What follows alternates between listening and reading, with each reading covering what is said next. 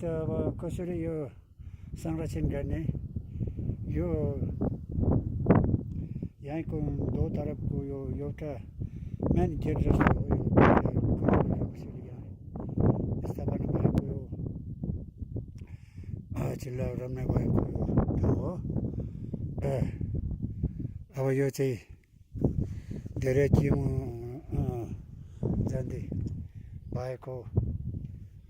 अब यहाँ गाउँपालिकादेखि